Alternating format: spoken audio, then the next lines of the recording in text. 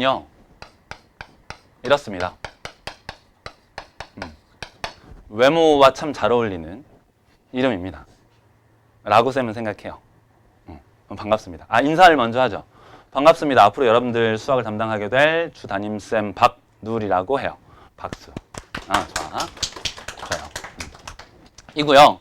그 다음에 뭐 나이는 27? 좋아. 27으로 하죠. 올해. 그죠? 27살로 합시다. 혹시 27 넘는 친구 있나요? 친구가 아니겠다. 형님 있습니까? 혹은 언니 있나요? 언니? 누나인가? 어쨌든 없죠? 쌤이 나이가 제일 많아요. 27이라고 해도. 이거보다 조금 더 많은데 그냥 27이라고 정의 합시다. 를 하고요. 그 다음에 이제 뭐 쌤 소개는 이 정도로 하고 혹시 쌤 개인 관련해서 궁금한 점이 있나요? 이게 얘기를 하다 보면 궁금한 점이 생길 수 있을 거거든. 그래서 간략하게 좀 얘기를 해보면서 진행을 할게요. 일단 우리 이제 정규반 개강을 했으니까 교재가 첫 번째로 중요한 게 교재 및 숙제죠. 그죠? 숙제 관련된 사안들 먼저 좀 얘기를 해볼게요. 우리가 교재가 한 과목당 총 3권이 있어요. 개념 깨기, 그 다음에 응용 깨기, 심화 깨기 이렇게 3권이 있어요. 3권. 3권이 있어서 쌤이랑은 여러분들 이제 피드백 시간에 지금 앞에 그 심화 문제 좀 풀어봤잖아요. 그죠? 심화 깨기 문제를 좀 풀어봤을 텐데 쌤이랑 수업 시간에 그 심화 깨기를 다시 합니다. 개념 설명과 함께. 그래서 문제를 풀었다고 해도 관계없어요. 다시 어떻게 그 문제를 정확하게 그리고 명확하게 논리적으로 체계적으로 풀 수 있는가를 점검을 할 거고요. 첫 번째. 그래서 쌤이랑은 첫 번째 뭘 하냐면 심화 깨기를 주로 할 거야. 심화 깨기. 그리고 혹시나 쉬워하는 친구들 조금 조심해야 되는 게 확통하고 미적분하고 수투를 여러분들이 이제 수능 시험 때 보잖아요. 어떤 과목이 제일 쉬워요? 절대적인 난이도 입장에서 보면 확통이 제일 쉽죠. 확통이 제일 쉬워요. 왜냐면 킬러 문항 20번하고 21번 그리고 29번, 30번이 확통해서 출제되지 않잖아. 그래서 그 킬러 문항을 제외한 한 18번 정도 혹은 19번 정도가 이제 확통으로 이제 슬슬 출제가 되잖아요. 그러니까 절대적인 난이도 입장에서 보면 확률 통계가 더 쉬운 건 맞아요. 수투랑 미적분에 비해서. 그래서 실제 우리 교재에 있는 문제들도 대부분 기출문제 4점짜리가 많이 구성돼 있음에도 불구하고 여러분들 풀기에 쉬울 수도 있어. 아까도 말했지만 물론 어렵다고 느끼는 친구도 있을 테지만 그런 상태라서 쌤이랑은 심화 깨기를 다시 한번 개념 설명하면서 정돈을 할 거고요. 그죠? 그다음 두 번째는 그러면 심화 깨기를 쌤이랑 수업을 하잖아요. 근데 여러분들 책은 3개가 있죠. 개념하고 응용하고 그 다음에 심화 깨기 3권이 있을 텐데 숙제가 뭐냐면 당일 진도를 나가잖아. 예를 들면 오늘 순열과 조합 진도를 나가게 되잖아요. 아마 조합 일부 하고 조합 조금 하고 순열의 진도를 나가게 될 거거든요. 오늘 해서. 그러면 그 나간 진도에 관한 단원 내용, 이 개념하고 응용하고 심화를 오늘 당일 모두 풉니다. 모두 책에 풀어요. 아마 오늘 나갈 숙제가 총 40문제 정도 될 거야. 오늘 풀어야 될 문제가 40문제 좀 안 되나? 그럴 거예요. 그 정도 될 텐데 그 정도의 문제를 오늘 다 푸는 겁니다. 어디에? 책에 풀고 나서 그럼 채점이 되잖아요. 그러면 그 중에 모르는 문제들도 좀 있을 수 있겠지. 근데 심화 깨기는 쌤이랑 수업 시간에 다뤄지게 될 거고요. 그 다음 개념 깨기랑 응용 깨기는 피드백 시간에 그 부담임쌤께 질문을 이용해서 이렇게 해결해 주시면 됩니다. 무슨 말인지 이해되죠? 첫 번째, 당일 모두 책에 푼다. 채점까지 모두 완료를 해야 한다. 이게 첫 번째고요. 두 번째는 이제 우리가 오늘 수업이 끝나고 나면 목요일 날 다시 보거든. 목요일 날 또 수업이에요. 그럼 목요일까지 뭘 해오느냐면 한 번 풀었던 이 숙제들 있죠. 이 여기에 있는 모든 문제를 풀었던 모든 문제를 숙제 노트에 다시 풀어오는 겁니다. 숙제 노트에 한 번 더 풀어오는 거야. 맞은 것도 관계없어요. 맞은 것도 풀라는 명령이에요. 항상 여러분들 많이 들었겠지만 수학에서 가장 중요한 거 복습이죠. 복습이 중요하잖아. 근데 복습을 강제하겠다는 거야. 강제. 쿵 소리가 안 나네요. 아쉽게. 칠판을 쳐야겠다. 졸지 말아요. 벌써부터 조는 사람이 있어. OT 하는데 졸고. 모든 문제를 노트에 다 다시 풀어오는 거예요. 이건 뭐냐면 복습의 의미를 지니고 있습니다. 복습. 복습이 매우 중요하거든. 복습은 어떻게 하는 거라고? 복습은 어떻게 하는 거냐면 처음이니까 오답은 복습이 아니에요. 내가 틀린 문제를 다시 한번 풀어보는 거 있잖아요. 그건 복습이 아니라고. 그건 그냥 내가 몰랐던 내용을 다시 알게 되는 겁니다. 그러니까 그냥 공부한 거야. 그럼 내가 모르는 문제를 오답을 통해서 알게 됐잖아요. 다시 한번 알게 됐잖아. 그럼 복습이라는 건 뭐냐? 내가 아는 것도 몰랐던 것도 다시 한번 보는 것. 그걸 복습이라고 해요. 그러니까 내가 아는 것도 다시 보는 걸 복습이라고 한다고. 그러니까 내가 아는 걸 반드시 다시 봐야 돼요. 언제까지? 다음 시간까지. 그래서 노트에 한 번 더 풀어오는 겁니다. 여기까지 됐죠? 그러면 지금 몇 번 푼 거지? 오늘 당일 모두 진도까지 풀고요. 그지? 어제 수업을 좀 진행을 해보니까 좀 빨리 푸는 친구들이 있더라고. 그래서 저녁에 있는 자습 시간 그때는 조금 여유가 있는 친구들이 있었어. 그래서 그 친구들을 위해서 쌤이 프린트를 다 준비를 해놨으니까 걱정 말고 열심히 푸시면 돼요. 푸시면 되고 어쨌든 당일 모두 해결을 한다. 이게 1번. 그 다음에 다음 시간까지 모든 문제를 노트에 다시 복습 겸 풀어온다. 이게 2번. 그러면 노트에는 지금 문제가 풀려 있고 채점이 돼 있을 거 아닙니까? 두 번째 푼 문제들이. 그죠? 그럼 그걸 목요일날, 그러니까 다음 시간이죠. 목요일, 다음 시간. 다음 시간에 어디에 올려놓느냐면 각자의 노트에 이름을 써서 여기에 제출해요. 여기. 1교시가 시작되기 전에 여기 제출합니다. 여기 제출을 쌓여 있잖아. 그러면 부담임 쌤께서 피드백 시간에 오셔서 검사를 할 거예요. 숙제 검사를 해서 숙제 완료 상태를 보고 문자로 통보를 해요. 숙제가 잘 되어 있다, 잘 되어 있지 않다. 를 100%, 70%, 50%, 30% 뭐 이렇게 0% 이렇게 채점을 해서 문자 발송을 해요. 어떤 느낌인지 알겠죠? 그죠? 선행반 때 그 여유로움을 생각하면 안 돼. 빡세요. 어쨌든 그렇습니다. 이렇게 이제 숙제가 쭉 이루어지고요. 그죠? 그러면 숙제에 관련된 사안은 다 얘기를 한 것 같아요. 얘기를 했고요. 그 다음에 이제 그러면 수업에 관한 내용에 대해서 이제 살짝 얘기를 해봐야 되는데 수업에 대해서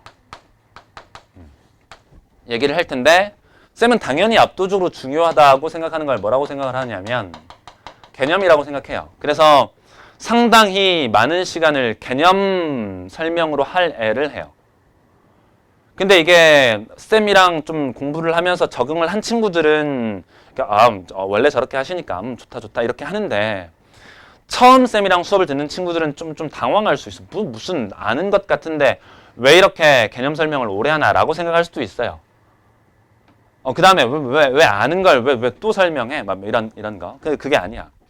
개념을 여러분들이 스스로 설명할 수 있을 때까지 들어야 돼요. 그러니까 개념을 말할 수 있어야 돼. 그 두 번째가 뭐냐면 개념과 개념의 관계라는 거거든요. 관계. 뭐 쌤이 아주 대표적으로 예를 드는 게 근과 계수의 관계는 들어봤죠. 수도 없이 얘기하는 거. 앞으로 수업 시간에도 얘기를 할 거야. 근과 계수의 관계라는 걸 들어봤을 거예요. 그럼 근과 계수의 관계는 왜 배우나? 라고 물어보면 대답을 못하는 친구들이 상당히 많아요. 왜 배우지? 왜 배우는 겁니까? 근과 계수의 관계를 배웠잖아요. 예전에 어린 시절에. 근과 계수의 관계를 도대체 왜 배우는 거예요? 왜? 목적이 뭐죠? 근을 직접 구하기 어렵거나 근을 직접 다루기 힘들 때 그럼에도 불구하고 근에 관한 무엇을 다루기 위해서 근과 계수의 관계라는 걸 다루는 거야. 배우는 거야. 그래서 근과 계수의 관계라는 걸 배움으로써 근을 직접 구하기 어렵거나 혹은 근을 직접 다루기 어려울 때 그걸 대신해서 다루는 거라고. 다루어서 푸는 거라고 문제를. 그렇기 때문에 배우는 거거든요. 그러니까 우리가 배우는 개념과 개념들 간의 관계가 다 배우는 목적과 이유가 있어요. 그 목적과 이유를 완벽하게 이해할 수 있을 때 최강 난이도 문제를 그냥 술술술 풀어나갈 수 있어. 쌤의 수업의 특징이 앞쪽 초반에 개념 설명을 하고요. 반드시 뒤쪽에, 그러니까 물론 확률 통계가 거의 끝날 즈음에 선행반 겪어본 친구들은 알겠지만 최강 난이도 문제를 갖고 와서 여러분들 보여드릴 거거든. 근데 쌤이 지금까지 설명했던 그 개념 있잖아. 수업 시간에 다루었던 개념을 벗어나지 않아요. 절대 벗어나지 않는다고. 쌤은 어떤 되게 뛰어난 아이디어나 막 독특한 발상 있죠. 이런 걸 되게 싫어하는 사람이야. 물론 쌤이 직접 문제를 풀 때는 막 희한한 풀이, 그죠? 독특한 풀이, 막 멋진 아이디어, 그레이트한 막 스마트한 그런 방법을 이용해서 풀 때도 있는데 그건 쌤이 혼자 풀 때고, 문제는 뭐냐면 여러분들은 그런 풀이를 할 수 없어요. 어디에서? 시험장에서. 할 수 없다고. 아니, 할 수 있을 수도 있어. 근데 할 수 있을 수도 있고 할 수 없을 수도 있는 건 확률이죠. 확률이잖아. 예를 들어서 내가 굉장히 독특한 아이디어 혹은 멋진 스마트한 방법, 문제풀이 방법을 학습을 여러 번 했어요. 여러 번 해서 내가 어떤 문제를 풀 때 스마트한 방법을 떠올릴 확률이 예를 들어 90%라고 해봐. 90%. 90%, 90%. 그러면 그 90%의 확률을 가지고, 그러면 상당히 높은 확률이잖아. 그죠?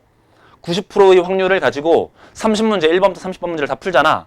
근데 그 1번부터 30번 문제를 그 훌륭한 아이디어를 통해서 맞을 확률이 거의 0.003%예요. 실제 계산해봐, 오늘 집에 가서. 다시, 각 문제당 매우 뛰어난 아이디어를 이용해서 내가 이 문제를 풀 수 있을 확률이 90%라고. 그럼 상당히 잘하는 학생이겠죠. 90%의 확률로 그 문제를 독특한 아이디어로 풀 수 있는 거니까. 잘하는 학생이겠죠. 쌤 말이 좀 어렵나요? 안 어렵죠? 어렵나? 90%라고. 90%면 30문제를 다 풀었을 때 그 독특한 아이디어 혹은 뛰어난 아이디어를 통해서 그 30문제를 다 맞을 확률을 실제로 계산해보잖아. 그럼 0.003%예요. 조금 더 구체적으로 들어가면 0.0037%야. 그 30문제를 다 맞을 확률이. 다 못 맞는단 말이죠. 그러니까 뛰어난 아이디어를 물론 학습해도 돼. 학습하는 건 괜찮아요. 근데 뛰어난 아이디어의 학습만으로는 안 돼요. 이게 돼야 돼. 그게 세 번째입니다. 쌤이 나중에 수학 학원을 차리면 하와이 수학이라는 수학 학원을 차릴 거예요. 하와이. 그게 왜 하와이냐? 이거예요, 이거. 이거라고. 이게 중요하다고, 이게. 그러니까 오직 쌤은 어디에 초점을 맞출 거냐면 얘와 얘에 초점을 맞출 거예요. 그리고 당연히 how, 어떻게 문제를 풀어가는가도 당연히 중요하겠죠. 중요하거든. 근데 그것보다 더 중요한 건 얘가 예를 들어서 20% 정도를 차지한다고 하면 왜 그렇게 풀어야 되는가를 아는 거 있죠. 아는 거. 그게 한 80%쯤을 차지를 해요. 이게 압도적으로 중요하다고. 그러니까 이 문제는 왜 그렇게 풀어야 되는 거지? 그러니까 내가 스스로 납득이 돼야 내가 집에 가서 다시 이 문제를 풀 때 그렇게 풀 수 있는 거야. 근데 내가 납득이 되지 않잖아. 왜 그렇게 풀어야 되지? 그러니까 납득이 안 되는 상태잖아요. 그러면 집에 가서 다시 풀 때 그 문제를 풀 수 없어. 이런 친구들 꽤 많거든. 쌤이랑 수업했을 땐 이해가 되는데 집에 가서 다시 풀어보니까 잘 안 돼요. 막히는 것 같아요. 이런 경우 많이 있잖아. 꽤나 많은 경우 있잖아요. 안 막히나? 다 잘 푸나? 그럼 걱정 없고. 많은 경우에 막히게 된다고. 이게 안 돼서래, 이게. 왜 그렇게 풀어야 되는가? 언제 그런 개념을 사용해야 하는가? 왜 사용해야 되는가? 이게 될 때 모든 문제를 다 풀 수가 있어요. 쌤은 여러분들이 1등급을 맞길 바라지 않아요. 쌤은 여러분들이 1등급을 맞길 바라지 않는다고. 쌤은 여러분들이 100점을 맞길 바라요. 그리고 문과는 100점을 맞아야 돼. 이게 막 너스레를 떨고 막 호들갑을 떨고 막 설레발을 치려고 하는 게 아니고 진짜로. 쌤은 여러분들이 많은 문제를 풀 수 있는 상태가 되길 원하지 않아요. 많은 문제를 풀 수 있는 상태? 그런 실력을 갖추길 원하지 않아. 쌤은 여러분들이 모든 문제를 풀 수 있는 실력을 갖추길 원해요. 그걸 목표로 하고 수업을 진행을 할 겁니다. 그러기에 더더욱이 여러분들이 들어본 경험이 있는 것 같은 개념에 더 충실해서 가르칠 거예요. 그게 길이고 진리거든. 오직 개념이에요. 오직 개념. 오직 개념과 개념의 관계를 이해하고 그걸 설명하고 적용할 수 있는 것. 거기에 초점을 맞춰서 수업을 할 겁니다. 어쨌든 전체적인 수업 방향은 이래요. 쌤이 지금 하는 말이 뭔 말인지 잘 상이 안 드러나잖아. 수업 들어보면 저 말이 저 말이구나 라고 구체적으로 느낄 때가 옵니다. 그게 조금 시간이 걸릴 수도 있는데 개인마다 편차가 있을 수 있는데 어쨌든 수업을 하다 보면 그때 했던 말이 저런 말이구나 이렇게 깨닫게 될 거예요. 이 정도까지면 될 것 같고요. 혹시 관련해서 질문 있습니까? 질문? 목표에다 먼저 숙제를 하면 공책에다 풀 때 보이지 않고 봐도 상관없다는 뜻이에요. 뭐니까? 복습이니까. 봐도 상관없어. 왜냐면 이 책에 그래서 책에 풀 때 해설을 보면 안 돼요. 해설을 보면 안 돼요. 해설을 보면서 이해한 쌤이 이것도 나중에 또 얘기할 건데 해설을 보면서 이해를 하잖아요. 근데 해설을 보면서 웃지 마. 해설을 보면서 이해를 했다는 건 뭐냐면요. 공부를 하지 않았다는 증거입니다. 해설을 보면서 이해했다는 건 공부를 하지 않았다는 거라고. 않았다는 거랑 같은 거예요. 공부를 하지 않은 거랑 같은 거야. 그거에 관해서 얘기를 하겠습니다. 그죠? 되도록이면 해설을 보지 않고 스스로 생각해서 어떤 개념을 이용해서 풀어야 하는가를 고민을 하면서 공부를 하길 바라요. 그리고 그러면 처음 책을 풀 때 오롯이 내가 처음부터 끝까지 생각한 그 문제풀이가 있겠죠. 그지? 책에 풀이가 쓰여 있을 거 아니야. 쓰여 있는데 책에 최초에 쓰였을 때 해설을 보지 않고 풀었기 때문에 그죠? 오로지 나의 논리만 거기에 써 있을 거 아니에요. 그럼 내가 처음부터 생각한 그 논리는 노트에 풀 때 다시 봐도 전혀 상관없어. 왜? 내가 처음부터 생각한 거니까. 다시 봐도 전혀 상관없어요. 그러니까 노트에 복습 개념으로 풀면 된다. 맞아, 내가 이 생각을 했었어. 이 생각을 한 이유는 뭐였어? 를 생각하면서 풀어주시면 됩니다. 또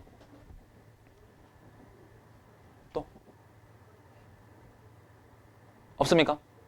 다시 만나뵙게 돼서 정말 말로 형용할 수 없을 정도로 감사합니다. 감사해요. 심화 깨기 음흠. 주로 합니까? 쌤이랑은 개념을 충실히 다 연습하고 문제는 심화 깨기로 할 거예요. 심화 깨기 너무 쉽나요? 너무 어렵나요? 너무 어려운 것 같아서? 그래서 하는 거야, 쌤이랑. 그래서 쌤이랑 하는 거라고. 그러니까 얘기했잖아. 어떤 친구는 어려울 수도 있고 어떤 친구는 쉬울 수도 있어요. 근데 어쨌든 쌤이랑은 이게 이제 거의 대부분 4점짜리 문항으로만 구성되어 있어요. 그래서 앞쪽은 그래도 좀 순열 쪽은 좀 쉬워. 근데 조합 및 확률까지 가면 이제 조금 더 어려운 문제들이 배치가 되죠. 그지? 초반에는 조금 쉬울 수도 있고 뭐 아닐 수도 있는데 어려울 수도 있는데 쌤이 뭘 보여주려고 심화 깨기를 보통 하느냐면 이제 쌤들마다 약간씩 교재는 똑같은데 스타일은 조금 달라요. 어떤 쌤들은 개념 설명을 하고 개념 깨기랑 응용 깨기를 위주로 풀어주시는 쌤들이 있어. 근데 쌤은 쌤의 기조, 쌤의 수학을 생각하는 방법, 정의는 뭐냐면 이런 거야. 개념을 공부한 그날 있죠. 개념을 학습한 그날 최강 난이도 문제를 풀 수 있어야 돼. 그러니까 쌤이 수학 공부를 올바르게 했다는 것에 대한 생각이에요. 다시 뭐라고요?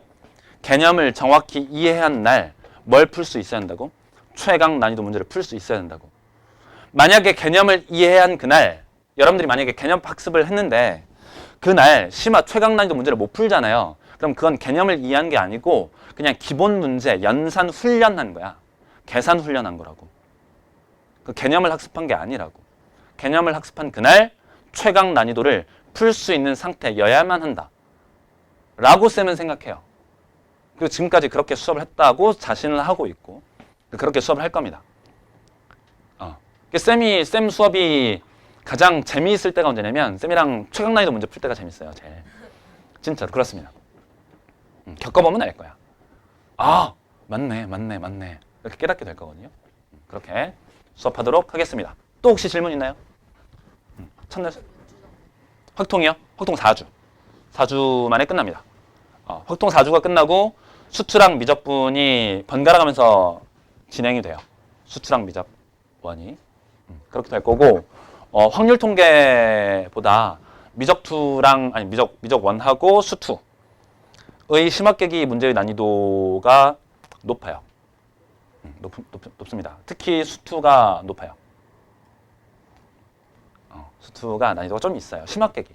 그러니까 개념이랑 응용은 할 만한데 심화 깨기 문제 난이도가 최강 난이도 문제들이 촥촥촥 배치되어 있어서 아주 재밌을 겁니다. 진짜 그게 풀려나가는 모습을 보면서 좀 뭐랄까 여러분들이 기쁨을 느낄 수 있었으면 좋겠어. 별게 없구나. 그냥 기본 개념 충실했더니 다 풀리는구나를 깨달았으면 좋겠어요. 해보도록 할게요. 또 혹시 있나요? PF 테스트 20문제고요. 풀이 시간은 50분입니다. 20문제 50분. 빡세졌죠? 또 질문 없습니까? 없으면 시작을 해볼게요.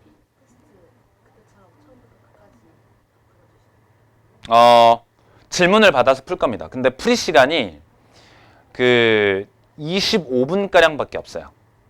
그래서 되도록 질문을 받되 만약에 질문 양이 쌤은 질문을 다 받는 편이거든요. 여러분들한테 모르는 문제 전체적으로. 그래서 질문을 받되 시간이 되는 한 다 풀어 드릴 거고요. 근데 웬만하면 다 풀게 될 거예요. 그리고 그죠? 혹시나 질문이 너무 많을 수도 있잖아. 그렇잖아요. 오늘은 할만할 거예요. 오늘 PF 테스트는 할만할 겁니다. 그리 어렵지 않을 거야. 할만할 텐데 몰라 이랬는데 또 어려울 수도 있어.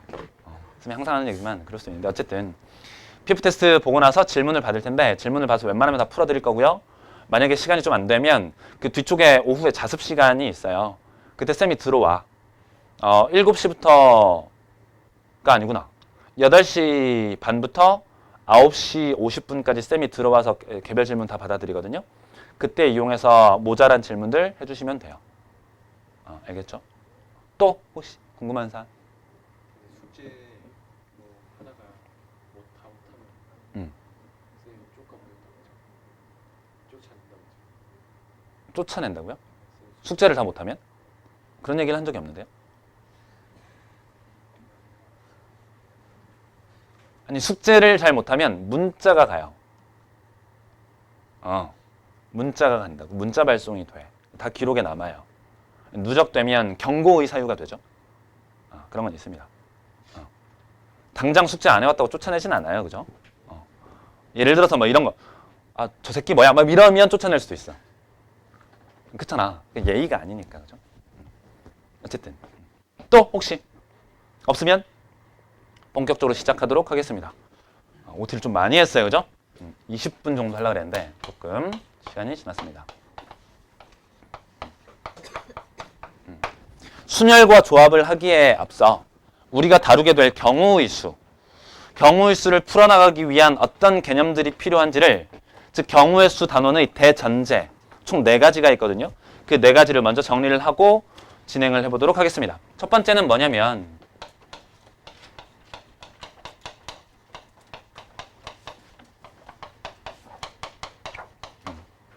이게 기준을 잡아 분류하고 빠짐없이 중복 없이 셀 수 있어야 돼요. 근데 이때 어떤 기준을 잡느냐를 생각하고 고민하는 것, 그게 공부야. 그러니까 경우의 수를 구할 때 무언가 기준을 잡아서 분류해서 계산할 필요가 있거든요. 반드시. 그런 때가 생겨. 그때 이 분류의 기준을 누구로 잡을 것인가를 합리적으로 고민하고 생각해서 해나가야 돼요. 간단하게 예를 들어보면 아주 쉬운 예제를 생각해보면 x 더하기 4y가 17보다 작거나 같은 자연수 순서쌍이 있대요. 자연수 순서쌍. 순서쌍이 있습니다. 이때 x랑 y에 관한 순서쌍의 개수를 구하기 위해서 일단 얘를 세봐야 될 거 아니에요. 그죠? 이 부등식을 만족하는 자연수 순서쌍을 세봐야 될 테니까 세보기 위해서 뭔가 기준이 필요하다고. 그 기준을 누구로 잡을 것이냐에 관한 물음이에요. 기준을 잡아 어떻게 분류를 해갈 것인가. 그럼 질문. 본능적으로 느껴질걸? x라는 문자를 기준으로 잡아 분류를 하는 게 나을까요? y를 기준으로 잡아 분류를 하는 게 나을까요? 당연히 y겠죠. y라는 거 느껴지지. 그렇죠?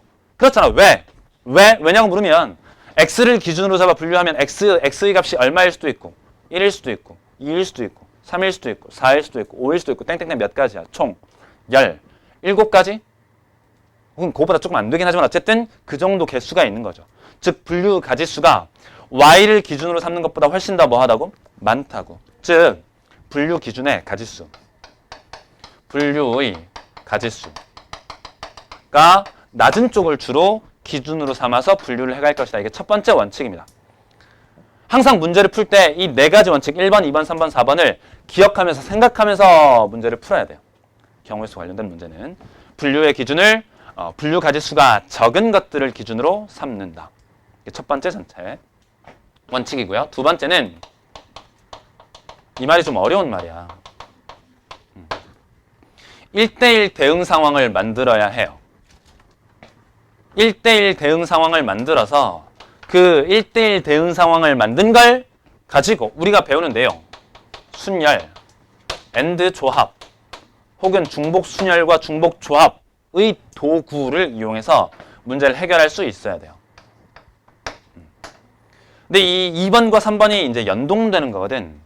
1대1 대응 상황을 만든다는 말은 무슨 말이냐면 예를 들면 이런 거예요. 뭐로 예를 들까? 그래, 좋아. 쌤이 지금은 청바지에 티를 입었지만 쌤이 원래 작년, 재작년까지만 해도 수업 시간에 단 한 번도 빠짐없이 정장만 입고 수업을 했거든요. 정장만.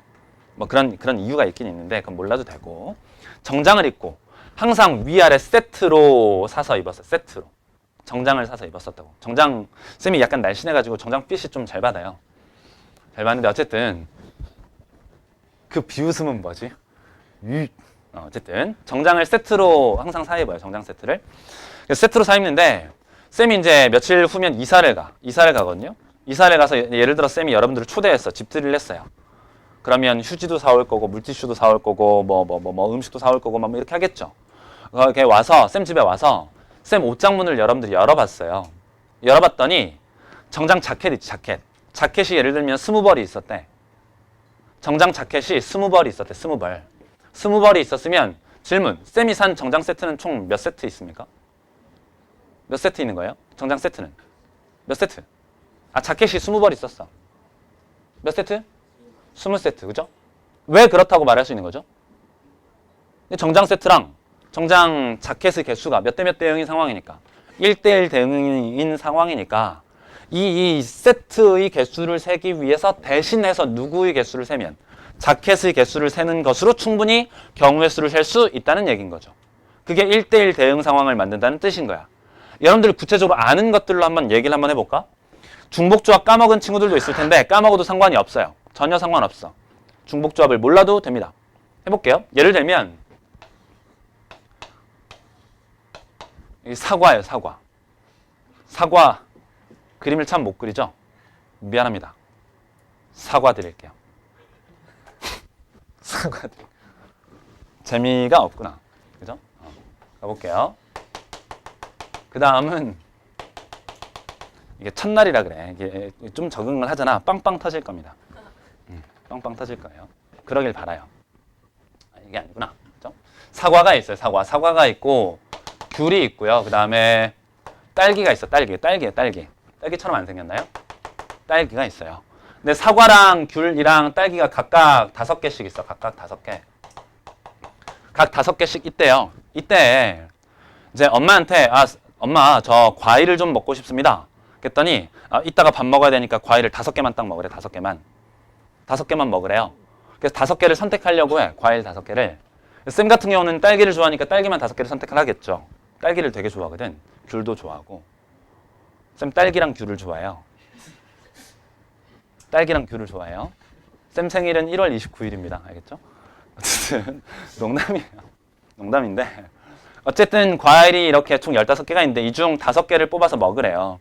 그럼 예를 들면 어떤 친구는 사과만 좋아하니까 사과만 몇 개 선택할 수도 있고요. 5개를 선택할 수도 있겠죠. 쌤 같은 경우는 딸기만 좋아하니까 근데 딸기만 먹기 좀 그러니까 귤 하나, 사과 하나, 딸기 3개를 먹는데 그래서 사과를 하나 먹고 그 다음 귤을 하나 먹고요. 그 다음에 딸기를 3개 먹었대요. 이러한 경우의 수가 쭉 있을 거 아니에요? 쭉? 그죠? 이런 경우의 수를 다 나열해보면 여러분들은 중복조합을 몰라도 돼. 괜찮아요. 계산 못해도 된다고. 쌤은 그냥 암산해서 계산하면 이게 21가지가 돼요. 총 21가지의 경우의 수가 존재해. 실제 계산해보면 됩니다. 그렇잖아? 3H5니까 7C5, 7C2라서 7, 3, 21이 되거든요. 이렇게. 어쨌든 총 21가지의 경우의 수가 존재해요. 존재하는데 이 21가지를 어떻게 how to 셀 수 있냐면 이렇게 셀 수 있는 거야. 예를 들면 과일 종류가 총 3종류가 있으니까 과일이 3종류가 있으니까 원 5개랑 짝대기 칸막이 2개를 이용해서 이러한 각각의 상황들을 분류해 갈 수 있어요. 대응시킬 수 있어요. 무슨 말이냐면 사과만 5개 먹는 경우는 이런 상황이라고 가정하는 거야. 동그라미 5개가 있고요. 짝대기 2개가 이렇게 배열되어 있는 상황이라고 생각하는 거야. 무슨 말이냐면 짝대기 2개의 짝대기 중 첫 번째 짝대기 왼편에는 사과의 개수, 2개의 짝대기 사이에는 귤의 개수, 오른쪽 짝대기 오른쪽 이 두 번째 짝대기 오른쪽에 동그라미의 개수는 딸기의 개수라고 생각을 해보면 현재 사과만 5개인 순간이니까 두 짝대기 왼편에 동그라미 몇 개가 있으면 돼요? 5개가 있으면 된다라고 볼 수 있는 거죠. 그렇게 과일을 선택한 상황하고 짝대기와 동그라미를 배치한 상황을 1대1 대응이 되도록 만들 수가 있어요. 쌤, 갑자기 얘를 이렇게 할 생각을 도대체 어떻게 하나요? 어디 있냐면 몽땅 다 교과서에 나와 있어요. 1대1 대응 상황을 만드는 방법은 몽땅 다 교과서에 나와 있다고. 교과서에 등장한다고. 그 교과서에 있는 내용들을 기초하여 우리는 어떤 문제의 상황이 닥쳤을 때 그 상황을 1대1 대응 상황, 우리가 배운 내용, 순열, 조합, 중복 순열, 중복 조합의 상황으로 대입시켜서 문제를 해결하는 거야. 조금만 더 해볼까? 어떻게 만드는지? 예를 들어서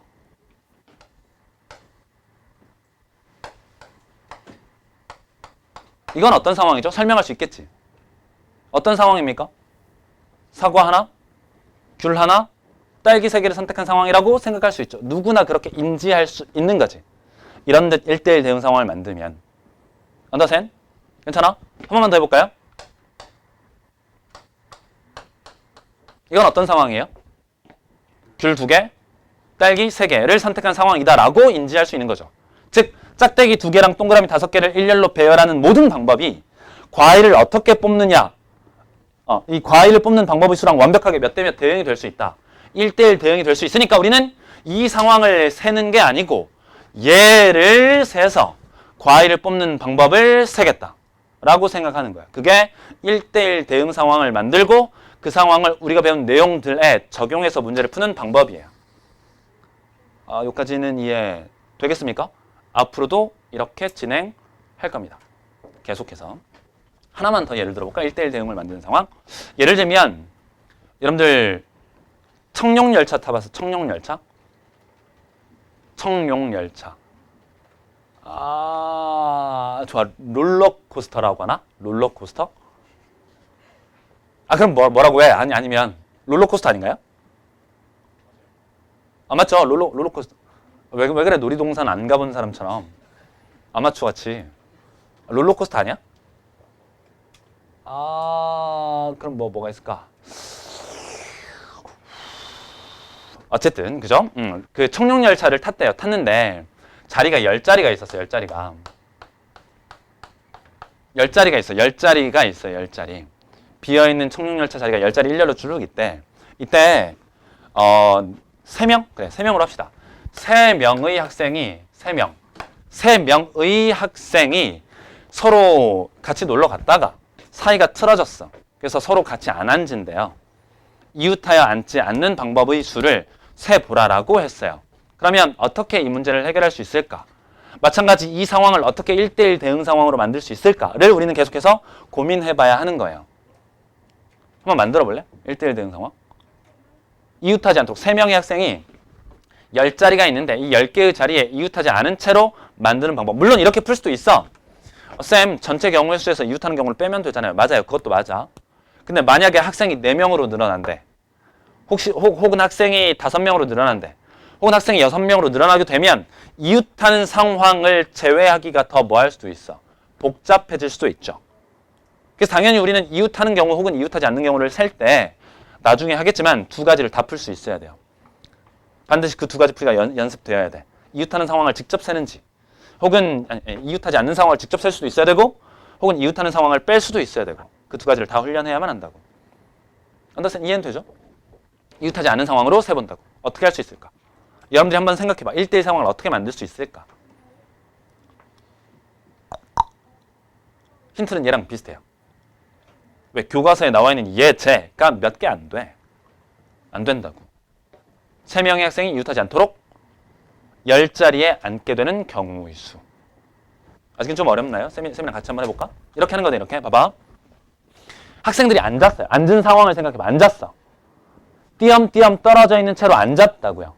앉아있는 모습을 쌤이 여기서 쫙 봤어요. 이렇게. 보면 예를 들면 학생 3명이 이런 따위로 앉아있는 경우가 존재할 수 있겠죠. 그치? 그럼 이 상황을 어떻게 생각할 거냐면 이렇게 생각할 거야. 내 눈에는 너만 보여. 이게 아니고요. 내 눈에는 의자가 총 빈 의자가 몇 개 보여요? 7개가 7개가 보이는 거죠. 7개. 7개의 빈 의자가 보이고요. 사람이 몇 명 보여? 3명 보이는 거죠. 다시 뭐가 보인다고 내 눈에? 빈 의자가 7개 보이고요.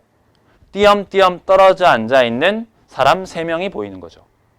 그래서 이러한 상황을 이렇게 생각할 수 있는 거야. 빈 의자 몇 개? 7개를 배치하고요. 띄엄띄엄 떨어져서 즉 이 사이에 어떻게 배치하는 경우, 한 명씩 배치하는 경우라고 생각할 수 있는 거지. 그럼 간단하게 예를 들어서 만약에 내가 그 학생들의 배치를 이렇게 했었다고 쳐봐요. 이렇게. 그럼 이 상황은 완벽하게 이 상황과 1대1 대응이 되었다고 말할 수 있나요? 말할 수 있는 거죠. 말할 수 있어 없어? 다시 한 번만 예를 들어볼까? 여기 7개의 빈 의자가 있는데 쌤이 학생을 여기 한 명, 여기 한 명, 여기 한 명 붙여 넣었대요.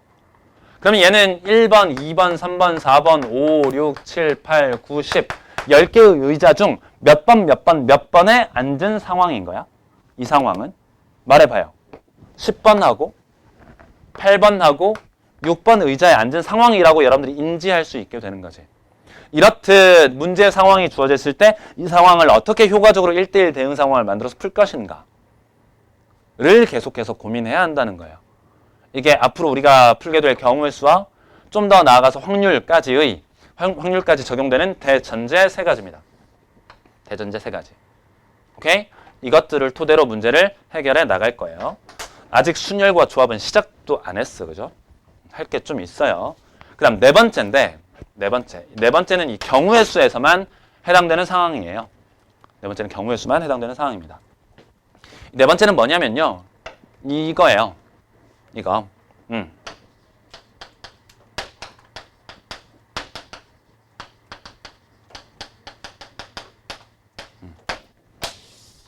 합과 곱과 몫의 법칙이라는 겁니다. 합과 곱과 몫의 법칙. 물론 이 몫의 법칙이란 말은 교과서에 없어요. 안타깝게. 이 몫의 법칙은 교과서의 개념으로는 없고요. 오직 예제로만 설명을 해주고 있어요. 근데 모든 교과서가 저 예제가 있어요. 그리고 합의 법칙과 곱의 법칙은 직접 개념이 쓰여 있어요. 합의 법칙과 곱의 법칙은 개념이 쓰여 있고 몫의 법칙이라는 말은 그냥 쌤이 만들어낸 말이야. 그러니까 이게 말뜻이 뭐냐면 이런 거예요. 경우의 수는 도대체 언제 더하는지 그리고 언제 곱하는지 언제 나누어야 하는지를 결정할 수 있어야 돼. 쌤이 이제 가장 많이 드는 예제가 뭐 이런 거거든요. 예를 들면 쌤이 주사위를 2개를 던졌어. 봐봐. 쌤 봐봐요. 주사위를 2개 이렇게 던졌대요. 나올 수 있는 전체 경우의 수 몇 가지죠? 36가지. 맞습니까? 어떻게 계산한 거죠? 6 곱하기 6. 그럼 질문이야. 왜 곱한 거죠? 왜 더한 게 아니고 왜 곱한 거야? 더하기 안 하고 왜 나누기 안 하고 왜 빼기를 안 하고 하필이면 곱한 거냐고. 왜 안 더하고 왜 곱한 거냐고. 를 설명할 수 있어야 돼. 그래야 4점짜리 최강 난이도 문제를 풀 때도 그와 동일한 이유로 그렇게 행동할 수 있어요. 더하는 게 아니고 곱하는 거다. 왜 곱하는 거죠? 좋아. 쌤이 소크라테스를 되게 좋아하거든요. 소크라테스, 철학자, 이자 수학자, 이자 과학자인 소크라테스. 맞나요? 소크라테스의 교육 방법 중 소크라테스의 문답법이라는 게 있어. 그걸 참 좋아합니다. 여러분들 스스로가 깨닫기를 바라서 참 좋아하는데 예를 들어서 보세요. 지금 쌤이 칠판에 숫자들을 주룩 쓸 거야. 여러분들이 덧셈을 한번 해보는 거예요. 덧셈 해본다고.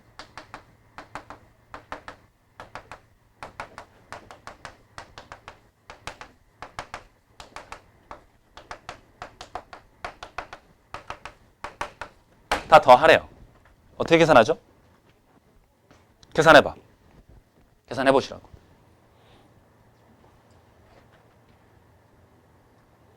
계산해봐야 돼 직접.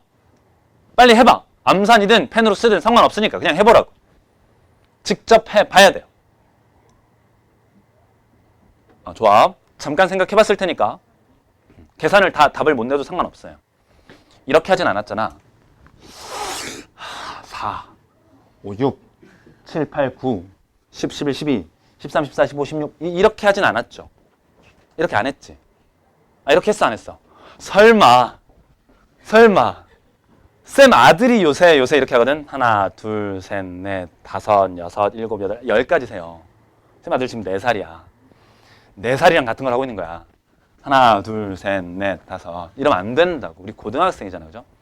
이렇게 하는 거죠, 이렇게. 2라는 게 몇 개 있어요? 8개, 그죠? 맞습니까? 그 다음 3이라는 게 몇 개? 4개가 있다. 4라는 거 4개가 있다고 계산하는 거죠. 언더센? 즉 말뜻이 이거예요. 봐봐. 2라는 숫자와 2와 동등한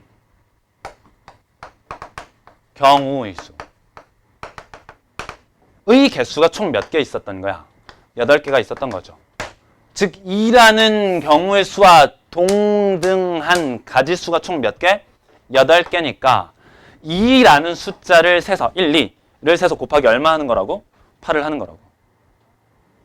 마찬가지 3이라는 경우와 동등한 숫자가 3이라는 숫자와 동등한 가지수가 총 몇 개? 4개 있었으니까 3이라는 숫자에다가 그와 동등한 가지수 4를 곱하는 거라고. 요약하면 이래요. 곱은 언제 하느냐? 곱은 언제 하느냐? 이럴 때 하는 겁니다. 동등할 때. 뭐가? 경우의 수가 동등할 때는 곱하는 거예요. 근데 생각해보면 2랑 3은 두 개를 뭐 했어? 곱하는 게 아니고 더했잖아요. 동등치 않으면 더하는 거예요. 동등치 않으면 더하는 거라고. 동등치 않으면 더하는 거고 동등하면 뭐 하는 거야? 곱하는 거예요. 동등하면 곱하고 동등치 않으면 더하는 거다. 이게 경우의 수를 더할 때랑 곱할 때를 구분하는 방법입니다. 동등할 때는 곱하고 동등치 않을 때는 더하는 것이다. 좀만 더 해볼게요. 우리 색칠 공부 한번 해볼까요? 색칠 공부. 어린 시절에 많이 해봤던 색칠 공부. 너무 개판으로 그렸네요.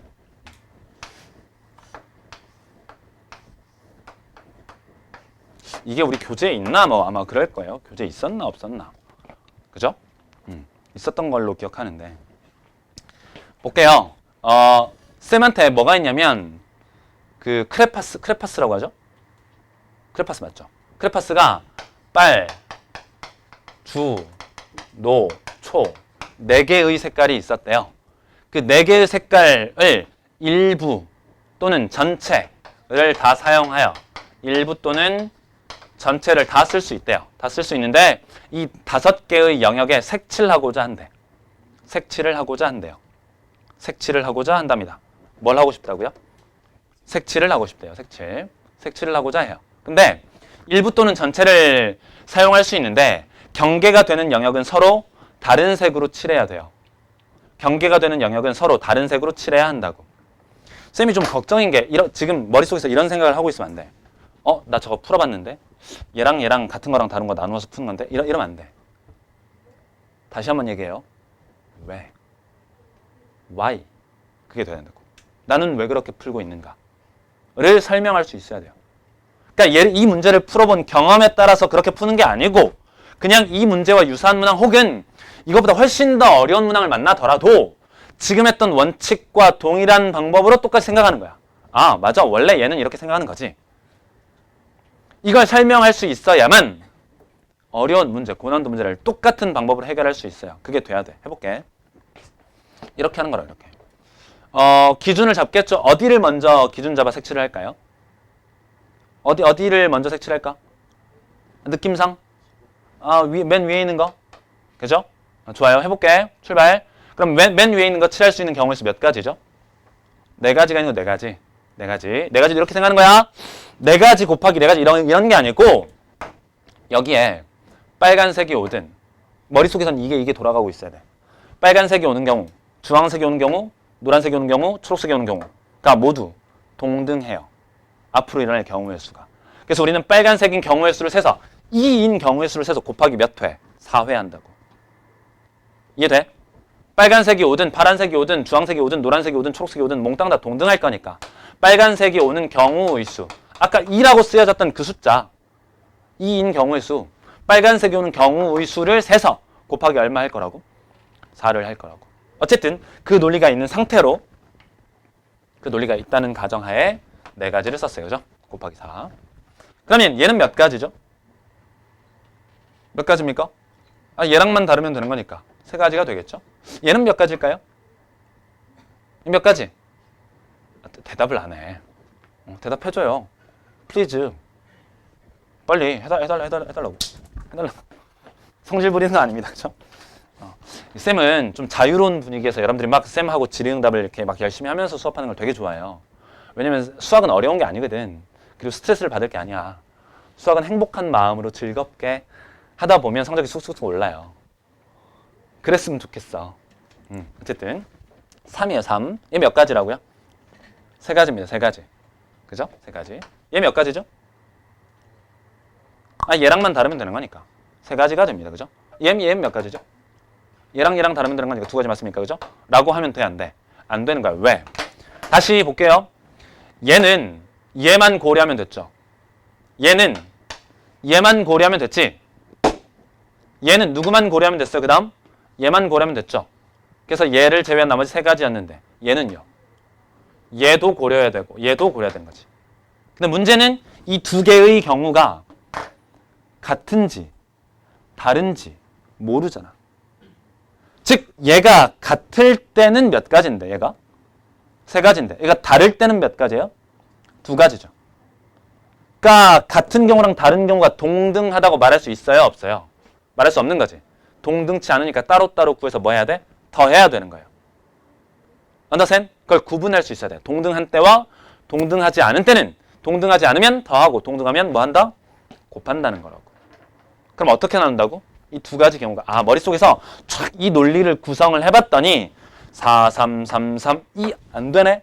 왜? 얘랑 같은 경우랑 다른 경우가 동등치 않기 때문에를 판단하고 따라서 우리는 뭐 해야 돼요? 이 두 개가 뭐인 경우랑 같은 경우랑 두 개가 뭐 한 경우 다른 경우로 나누어서 분류해서 계산을 해야만 해요. 알아먹겠습니까? 괜찮아? 해볼게. 그럼 첫 번째 두 개가 뭐 하는 경우? 같은 경우. 두 번째가 다른 경우. 쌤이 알아. 다를 빚자 알아요. 아는데 안 쓰는 거야. 쌤의 한자 실력을 숨기기 위해서. 그죠? 비밀이니까. 어쨌든 가볼게요. 그러면 같은 경우와 다른 경우. 해보죠. 같은 경우예요. 그럼 얘 몇 가지죠? 네 가지 됩니다. 얘 몇 가지죠? 세 가지라고 쓰는 순간 얘는 몇 가지가 되는 거예요? 당연히 그와 동일한 경우니까 한 가지겠죠. 오직 하나로 결정되는 건 얘랑 똑같은 거 하나. 괜찮아? 이거 이해되나? 이거 한 가지라는 거. 얘가 선택되는 순간 항상 한 가지라고. 얘는 몇 가지야 그러면? 얘랑만 다르면 되는 거니까 몇 가지? 세 가지고요. 얘도 몇 가지? 세 가지가 된다고. 알아먹겠죠? 그럼 모듈이 다 곱하겠지? 곱하면 4 곱하기 3에 3승 되는 거예요. 다를 경우 한번 보죠. 다를 경우는 파란색으로. 네 가지입니다. 세 가지일 거고요. 얘는 다를 거니까 반드시 몇 가지? 얘가 아닌 두 가지. 세 가지인가? 그죠? 세 가지가 되네요. 그죠? 그러니까 되고 그러면 얘는 얘랑 둘 다 달라야 돼? 몇 가지? 두 가지가 되고요. 얘도 마찬가지 얘랑 둘 다 달라야 되는 거니까 몇 가지? 두 가지가 되는 거예요. 언더스탠드? 라고 쓸 수 있겠습니다. 괜찮죠? 그래서 3, 3, 3개? 3, 3, 3개. 하얀색이죠? 하얀색 말하는 거죠? 네 가지라고. 몇 가지라고? 세 가지잖아. 얘랑만 다르면 되는 거니까. 그럼 얘는요? 얘는 어떻게 되는 거야? 얘가 결정되잖아. 그럼 자동으로 얘는 한 가지로 결정되는 거죠. 됐지? 얘가 결정되면 얘는 한 가지로 결정된다고. 이거 이해돼? 돼요? 세 가지, 한 가지. 그럼 얘는요? 얘는 어떻게 되는 거야? 얘가 같잖아. 같으니까 요 같은 색, 빨간색을 제외한 나머지 세 가지 색이 올 수 있는 거죠. 얘도 마찬가지 빨간색 제외한 나머지 세 가지 색이 올 수 있는 거지. 4 곱하기 3에 3승이 될 것이다. 정리해 주시면 되고, 그 다음 파란색, 서로 다를 경우는 4 곱하기 3의 제곱 곱하기 2의 제곱이라고 풀 수 있게 돼요. 되지? 동등한 경우는 곱하고 동등치 않은 경우는 뭐 한다고? 더해준다고. 동등한 경우는 각각 곱해주고요. 동등치 않은 경우는 더할 것이다. 여기까지 정리되죠? 오케이? 이게 마주보고 있는 게 다른데 얘랑 달라요. 얘랑 상관없잖아. 얘랑 얘는 이웃하지 않잖아. 변이 이웃하지 않죠. 전혀 상관없는 거지. 오케이, 좋습니다. 계속 진행을 해보도록 하겠습니다. 합하는 경우랑 곱하는 경우에 대해서 얘기를 해봤어요. 해봤고 그 다음 이제 나와 있는 게 언제 나눌 것이냐 하는 내용이거든. 이건 이제 순열하고 조합을 조금 진행을 하면서 좀 더 구체적으로 설명을 드리도록 하겠습니다. 어떠한 경우에 나누는 것인가. 출발해 볼게요. 이제 순열입니다. 이게 OT를 해가지고 오늘 앞 시간에는 문제를 좀 못 풀 거예요. 뒷시간에 개념 설명 조금 더 하고 남아있는 문제를 조금 풀어볼 겁니다. 그죠? 너무 조급해하지 마시고요. 그죠? 우리 몇 분에 끝나죠? 몇 분에 끝나는지 모르나? 아까 우리 몇 분에 시작했죠? 10분에 시작했나? 20분에 시작했나? 10분에 시작했죠. 그죠? 그러면 쌤에게는 아직 15분의 시간이 남아 있습니다. 그죠? 뭔지 모르는구나. 뭐죠? 명량 봤습니까? 명량? 명량 참 재밌게 봤었는데. 어쨌든 쌤에게는 아직 15분의 시간이 남아 있어요. 가볼게요. 순열입니다. 순열. 문제는 뭐냐면 문제를 읽고 순열을 써야 되는데 도대체 언제는 순열을 쓰고 언제는 조합을 쓰고 언제는 뭐 중복 순열을 쓰고 언제는 중복조합을 써야 될지 몰라요. 분명히 순열을 배웠고 조합을 배웠고 중복 순열, 중복 조합을 배웠는데 언제 써먹어야 될지 몰라. 그 언제 쓴다 그리고 어떤 상황에서 순열을 쓴다는 오직 여기에 있어. 순열의 뜻에 있어요. 순열을 기호로 NPR이라고 쓰죠, 우리? 맞습니까? NPR의 뜻이 뭡니까? 말해. 서로 다른 몇 개 중, N개 중 몇 개를 뽑아서요?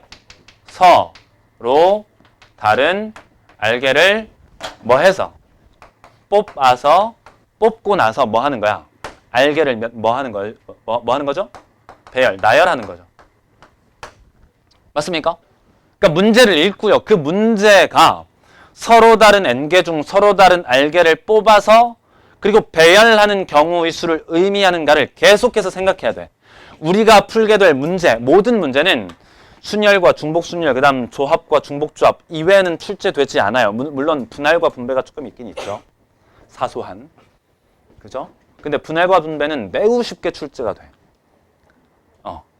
왜 그런 줄 알아요? 어렵게 출제할 수가 없어. 왜냐면 이번 교육과정에 처음 들어온 거거든. 이제 심지어는 내년부터 또 분할 분배가 빠져요. 사라집니다. 사라질 내용이에요. 사라질 내용. 그래서 분할 분배 사소한 게 조금 남아있긴 남아있는데 어쨌든 뽑고 배열하는 그런 방법이 있어요. 다시 뭐라고? 이 뜻이 중요해. 뜻을 한 3천만 번 읽어요. 서로 다른 N개 중 서로 다른 알개를 뽑아서 그리고 배열하는. 쌤이 끊어서 읽고 있죠? 뭐 하고 뭐 한다고? 뽑고 그 다음 뭐 하는 거? 배열하는 거. 그럼 배열할 때 몇 개를 배열하게 되는 거예요? 알개를 배열하게 되는 거죠. 알개. 알개를 배열하는 상황을 순열의 상황이라고 한다. 즉 서로 다른 문제를 읽고 서로 다른 N개 중에서 서로 다른 알개를 뽑는 상황인가를 판단하면 되는 거예요. 해볼까요? 살짝 연습 한번 해보죠. 그러면 예를 들어서 쉬운 거 1, 2, 3, 4, 5 예제가 아주 쉬워요. 쉬워. 5개의 자연수가 있는데 이 중에서 3개를 서로 다른 3개를 뽑아서요. 100자리 자리수를 만든대. 100자리수. 100자리수를 만든대요. 몇 가지인가요? 다 대답할 수 있잖아. 몇 가지예요? 100자리수를 만드는 경우의 수. 서로 다른 3개를 뽑아서 일렬로 배열하는 방법. 5 곱하기 4 곱하기 3 맞습니까? 그죠? 괜찮아? 이 왜 곱하기 온지 알겠죠?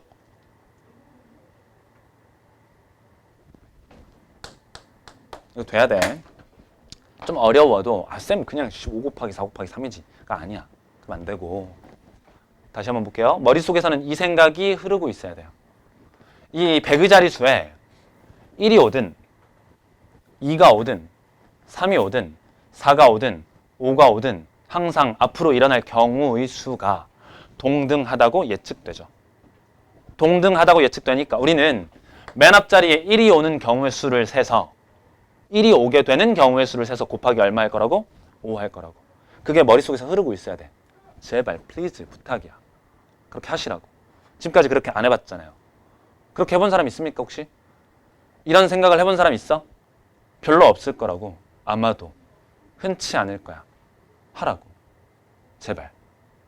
1이 오는 경우, 2가 오는 경우, 3이 오는 경우, 4가 오는 경우, 5가 오는 경우 모조리 동등할 거니까 1이 오는 방법수를 세서 곱하기 5를 할 것이다. 그럼 1이 오는 경우를 실제로 세봐야 되잖아. 몇 개인지, 그죠? 2개인지, 3개인지, 4개인지 세봐야 될 거 아닙니까? 그럼 그 경우의 수를 세기 위해서 뭐 하는 거야? 10의 자리를 채워보는 거죠. 10의 자리에 올 수 있는 거 뭐 있어요? 2, 3, 4, 5.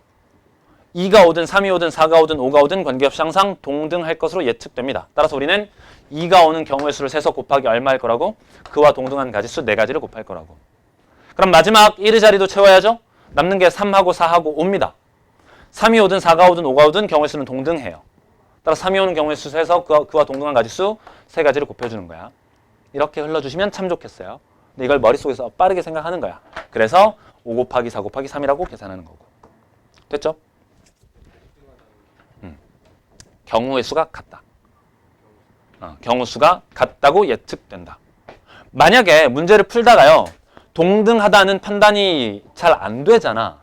안 되면 무조건 나눠야 돼. 그렇잖아. 동등한지 동등하지 않은지 판단하기 어려운 경우가 생기겠죠. 그럴 때는 무조건 뭐 한다고요? 나누어 준다고. 나누어야만 해요. 나누어야만 한다고. 나누어야만 합니다. 어쨌든 순열의 생각은 다음과 같습니다. 그래서 순열에 관한 공식을 살짝 정리해보면 NPR이에요. 뜻이 중요해. 서로 다른 N개 중 서로 다른 R개를 뽑아서 그 R개를 배열하는 방법의 수.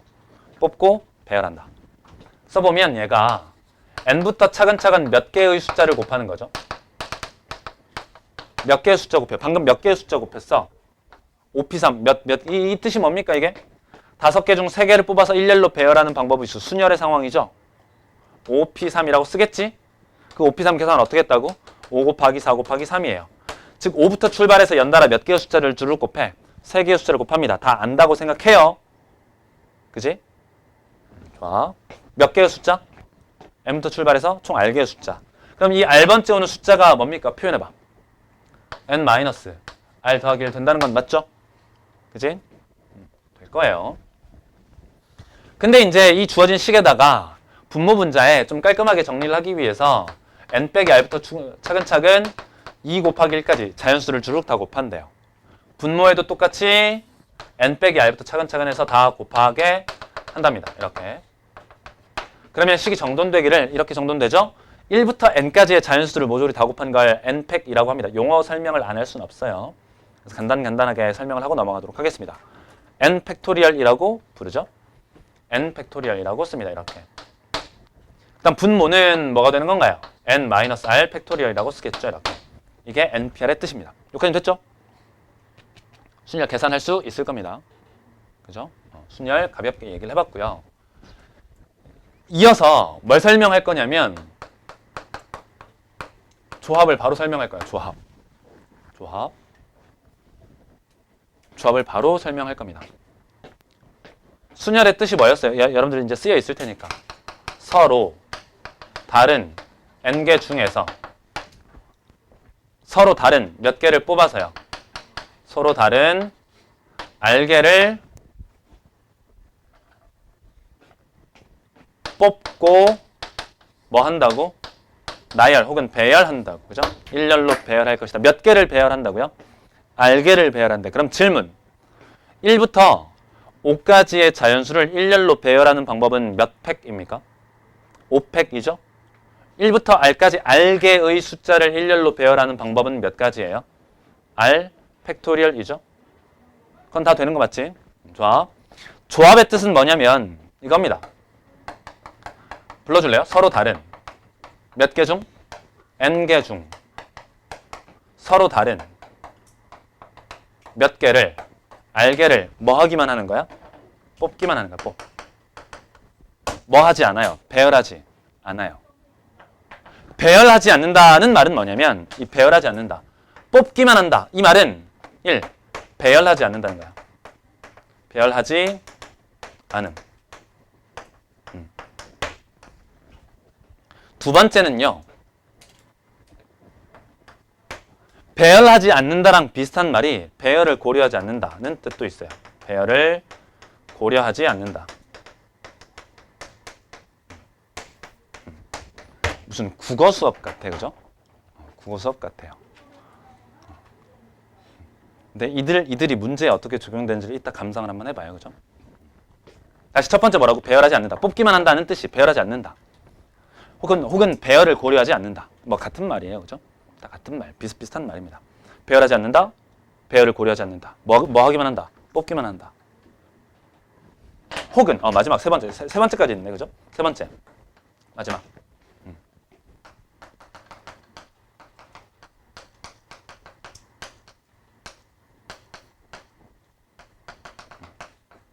배열이 결정되어 있다. 다 같은 말입니다.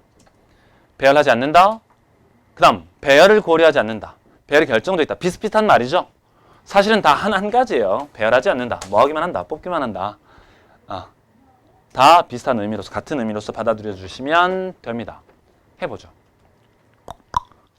조합은 서로 다른 n개 중 서로 다른 알개를 뭐 하기만 한다고요? 뽑기만 한다 그랬지. 그럼 뽑았어. 알개를 뽑았거든요. 그럼 알개를 뽑은 다음에 배열하면 뭐가 되는 거야? 얘가 되는 거죠. 뽑은 다음에 뭐 하기만 하면? 배열하기만 하면 얘가 되는 거지. 그래서 의미상 그냥 무슨 증명 과정이 필요한 게 아니고 당연히 이와 같은 식이 성립해요. NPR은 n개 중 알개를 뽑은 다음에 그 알개를 뭐 하기만 하면? 배열하기만 하면 순열과 같아질 것이다. 곱하기 R팩이에요. 괜찮죠? 물론 이 식보다 더 중요한 게 다음과 같은 관계입니다. NCR은 NPR을 누구로? R팩으로 나누는 거예요. 얘가 중요해. NCR은 NPR 나누기 R팩. 식을 좀 써보면요. 써보면 NPR이 아까 뭐였다고? N팩 나누기 N-R팩이었죠? 얘를 누구로 나눠? R팩으로 나누는 겁니다. 드디어 나누기가 등장했어요. 쌤, 우리 진짜 고3 졸업하고 이제 성인인데 덧셈, 뺄셈, 곱셈, 나눗셈이나 알려주십니까? 덧셈, 뺄셈, 곱셈, 나눗셈이 제일 중요해요. 경우의 수에서. 중요합니다. 가볼게요. 나누기가 등장했어요. 나누기가 어떤 의미인지 한번 보도록 하겠습니다. 이런 걸 한번 볼게요. 나눈다. 나누기는 언제 하느냐면 경우의 수가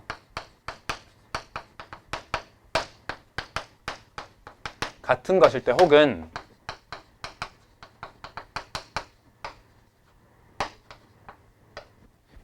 시가 그죠?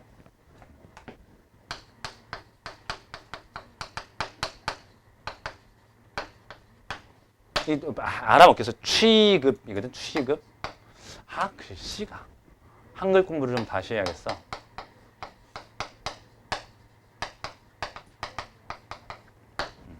쌤이 약간 글씨 컴플렉스가 있어요. 글씨를 좀 잘 못 써. 되게 악필이에요. 악필입니다. 되게 악필이야. 이제 쌤은 여러 유명한 쌤들의 수업을 참고를 많이 하거든요. 쌤은 전 사이트에 푸페가 다 있어요. 다 돈 주고 샀어. 쌤이 가진 게 돈밖에 없어가지고 돈 주고 다 샀어요. 그래서 다 틈틈이 이제 잘하시는 쌤들 막 분석을 하고 어떻게 하면 수업을 잘할 수 있을까 계속 고민하고 연구를 해요. 쌤이 개인적으로 좋아하는 쌤은 아는 사람은 알겠지만 한성원 쌤을 상당히 좋아합니다. 한성원 쌤. 혹시 한성원 쌤 인강 들어본 친구 있습니까 여기서? 있어요? 뭔가 좀 느껴지죠? 그죠?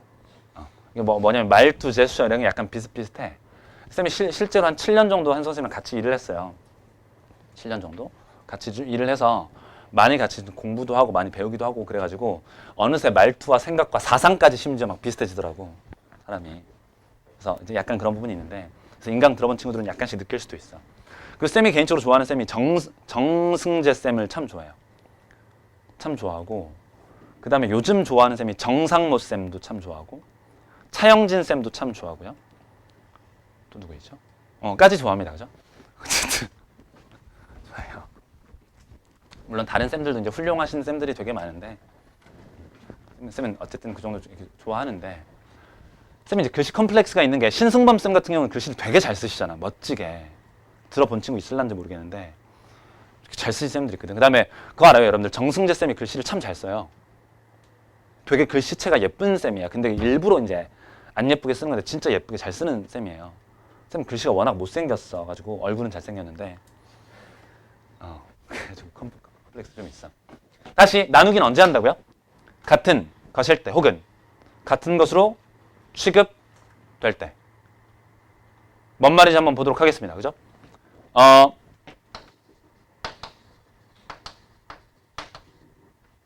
하루 종일 개념 설명만 하고 있죠. 그죠?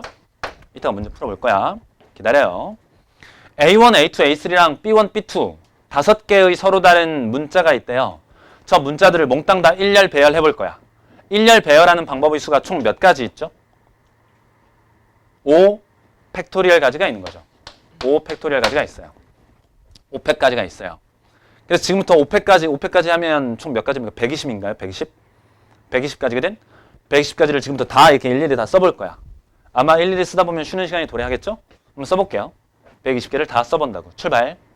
그럼 첫 번째 배열 중에는 A1, A2, A3, 땡땡땡, B1, B2도 있고요. A1, A3, A2, B1, B2가 있어요. 그죠? 그 다음에 A2, A1, A3, 그 다음에 B1, B2가 있습니다. A2에 A3에 A1에다가 B1, B2가 있어요. 그 다음 A3에 A1, A2, B1, B2가 있고요. 그 다음에 A3에 A2, A1, B1, B2가 있어요. 그죠? 총 몇 개 썼나 쌤이 지금? 6개를 썼죠. B1, B2가 맨 마지막에 위치하는 경우를 하나 썼습니다. 또 가다 보면 이런 것도 이렇게 중간에 땡땡땡 가다 보면 B1, B2가 맨 마지막과 맨 처음과 맨 마지막에 있고 A1, A2, A3가 가운데쯤에 이렇게 배열되는 방법들도 주르륵 존재하겠죠.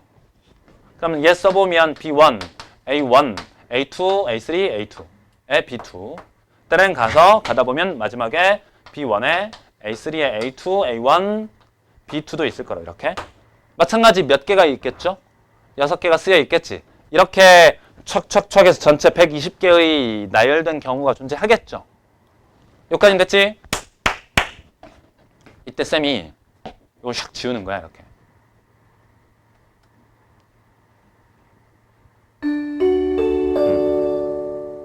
기다려요. 이렇게 인덱스 A1, 2, 3 그 숫자를 지우는 순간 얘네들이 몽땅 다 뭐가 되는 거야? 뭐해지는 거야? 같아지는 거죠. 즉 만약에 A랑 A, B1, B2 인 얘네들을 배열하라라고 했으면 사실은 A1, 2, 3가 모두 달랐을 때는 6개가 존재했을 텐데 그 6개의 밑에 있는 숫자를 모두 다 삭제했더니 몇 개가 같아진 거야? 6개가 같아진 거라고. 즉 6분의 1로 그 경우의 수가 어떻게 되는 거예요? 줄어들게 되는 거지. 6분의 1로 줄어들게 된다고. 여기까지는 이해돼? 왜? 6개가 뭐 해졌으니까? 같아졌으니까 한 가지로 줄어들게 될 거라고. 이럴 때 뭐 하는 거야? 나누는 거예요. 몇으로? 6으로. 근데 6이 무슨 뜻을 지녔어? 사실은 A1과 A2와 A3를 일렬로 뭐 하는 방법? 배열하는 방법의 수만큼 같은 것으로 취급된 거죠. 사실상 같아진 거지. 혹은 같은 것으로 취급이 당해진 거죠. 그 같은 것으로 취급당하는 경우의 수만큼 뭐 해주는 거야? 나누어 주는 거야. 이게 나누기의 뜻입니다. 같아질 때 혹은 같은 것으로 취급될 때 뭐 한다? 나누어 준다. 까지는 되겠죠? 다시 오늘 수업 시간에 한 게 별로 없어요. 경우의 수를 다루는 대원칙 4가지를 말씀드렸습니다. 첫 번째 뭐였죠? 기준을 잡아 분류한다. 그 기준을 잡는 기준은 무언가였나요? 분류의 가지수가 적은 것을 기준으로 삼는다. 두 번째는 몇 대 몇 대응을 만든다? 1대1 대응을 만들어서 우리가 배운 순열과 조합의 상황에 대입하려고 노력한다. 두 번째. 세 번째는 뭐였습니까? 그게 세 번째였죠? 두 번째, 세 번째. 네 번째가 뭐였나요? 네 번째가 언제 더할지, 언제 곱할지, 그리고 언제 나눌지에 대해서 얘기를 해봤어요. 그 다음 순열의 뜻과 조합의 뜻에 대해서 간략하게 소개해 봤습니다. 이따 점심 먹고 나서 오후 타임 때 그죠? 이와 같은 내용들을 어떻게 문제에 적용해야 할지 같이 좀 연습을 하고 순열, 조합, 구체적인 내용들 조금씩 추가해서 설명하도록 하겠습니다. 첫 수업 느낌이 좀 좋았으면 좋겠는데 지금 보니까 표정이 잘 안 좋아요. 안 좋습니다. 앞으로 좋아지도록 쌤도 열심히 할 거고, 쌤은 다시 한번 말하지만 1등은 맞는 게 목표가 아니라 그랬어요. 쌤은 여러분들이 모든 문제를 다 풀 수 있는 상태, 즉 100점을 목표로 공부를 했으면 좋겠습니다. 첫 수업 일단 여기까지만 하겠습니다. 고생하셨어요. 고생했습니다. 마쳐요.